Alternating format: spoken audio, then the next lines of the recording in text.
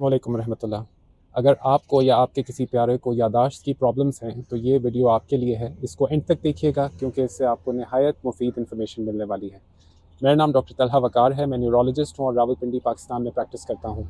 इस चैनल पर अक्सर हम न्यूरोलॉजी और उससे रिलेटेड वीडियोस बनाते रहते हैं आपकी इन्फॉर्मेशन और अवेयरनेस में इजाफा करने के लिए।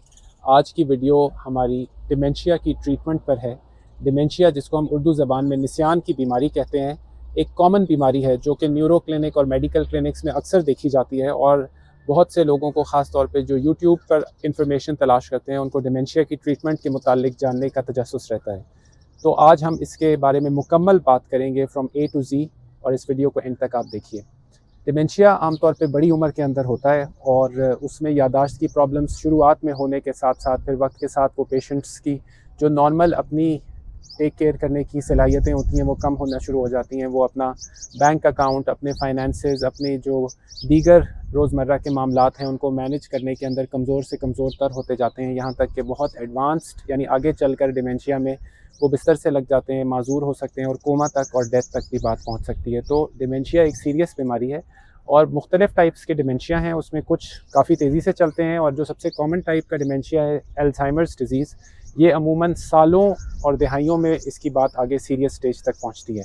तो आज हम अल्ज़ाइमर्स डिज़ीज़ डिमेंशिया के ट्रीटमेंट के बारे में बात करेंगे। कई सालों से हम कुछ मेडिसिन्स यूज़ करते हैं जिन्हें हम कोलिनेस्टरेज़ इनहिबिटर्स कहते हैं। ये पाकिस्तान की मार्केट में भी अवेलेबल हैं और ये अलामती कंट्रोल में मदद करती हैं, यानी मरीज़ की यादाश्त को कुछ बेहतरी कर सकती हैं, अपनी टेक केयर करने की सलाहियत को कुछ बेहतर कर सकती हैं। अगर उनका पेशाब पखाने का कंट्रोल ख़राब है तो मुमकिन है कि उसके अंदर कुछ बेहतरी आ जाए।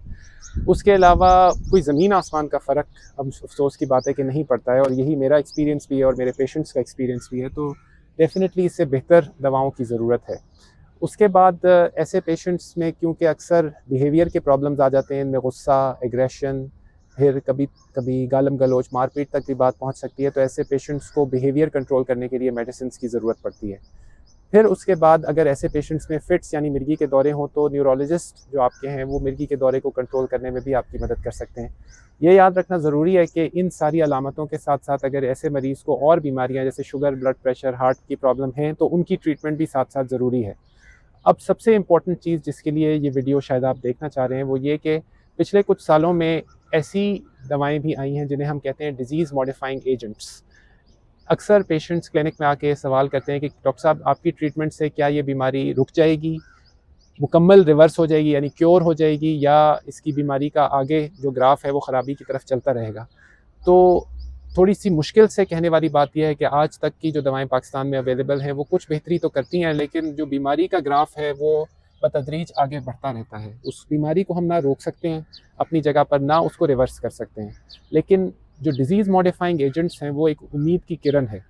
उनके अंदर दो डिज़ीज़ मॉडिफाइंग एजेंट्स, एक लेकेनिमैब और एक दूसरा डोनानिमैब अवेलेबल हैं यूएसए और यूरोप के अंदर। और अभी ये अर्ली स्टेज अल्ज़ाइमर्स के पेशेंट्स को दिए जाते हैं जिनको हम माइल्ड कॉग्निटिव इम्पेयरमेंट या माइल्ड डिमेंशिया वाली स्टेज के पेशेंट्स कहते हैं। और उनके अंदर भी ये दवाएं, क्योंकि अर्ली रिसर्च की दवाएं हैं, शुरुआत की दवाएं हैं, तो कोई ज़मीन आसमान का फ़र्क नहीं डालती हैं और कुछ मामूली जो बीमारी का बढ़ना है उसको रोकती हैं और बीमारी वैसे आगे चलती है। लेकिन उम्मीद की किरण मैं इस वजह से इसको कहता हूँ क्योंकि आने वाले वक्तों में उम्मीद की जा सकती है कि बेहतर दवाएं आएंगी और अमूमन ऐसी शुरुआत की दवाएं बहुत कॉस्टली होती हैं। जो यूरोप और अमेरिका के रिहायशी हैं उनकी भी पहुंच से बाहर होती हैं, तो पाकिस्तान के रिहायशियों का क्या कहना। यहाँ पर आके ऐसी मेडिसिन की कॉस्ट लाखों और करोड़ों में पहुँच जाती है, तो ज़्यादातर लोगों की पहुँच से बाहर। इसका मतलब आज आप सोच रहे होंगे कि मैं बाहर खड़े होकर वीडियो क्यों बना रहा हूँ। इसकी एक अच्छी वजह है।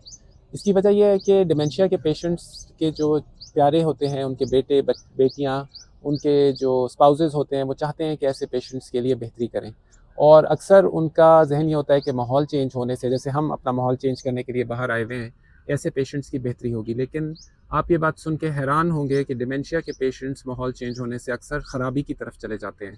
तो ऐसे पेशेंट्स को उस ही जगह पर रहना बेहतर होता है जहाँ पे उन्होंने पिछले 10, 20, 15 साल अपनी ज़िंदगी के गुजारे होते हैं, यानी उनका पुराना घर या जहाँ पे भी वो पहले रहते रहे हैं। दूसरा एक और अहम बात, एक प्रिंसिपल डिमेंशिया के पेशेंट्स का ट्रीटमेंट का मैं ये भी जिक्र करना चाहूँगा कि ऐसे पेशेंट्स को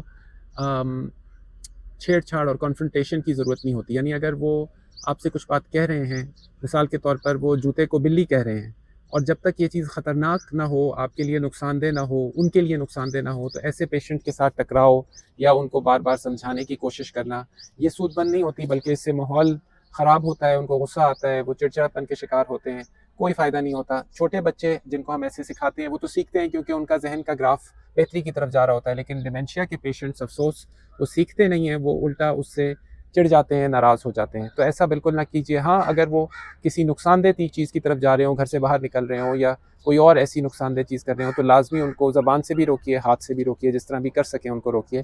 लेकिन अगर बात बेज़रर हो तो उनको सिखाने की या उनके साथ जो है ना ज़िदबाज़ी करने की कोशिश ना करें, क्योंकि वापस वो भी आपके साथ ऐसा ही करेंगे। मैं उम्मीद करता हूँ कि इस वीडियो से जो डिमेंशिया के पेशेंट्स हैं उनको कुछ तसल्ली हुई होगी, या उनके जो घर वाले, उनके बच्चे, उनके स्पाउसेस, उनको तसल्ली हुई होगी और उनकी नॉलेज और अवेयरनेस में इजाफा हुआ होगा। अगर आपके कुछ कमेंट्स हैं और क्वेश्चंस हैं, उनको ज़रूर नीचे लिख भेजिए। मुझे अपनी दुआओं में याद रखिएगा। अस्सलामु अलैकुम व रहमतुल्लाहि व बरकातुहू।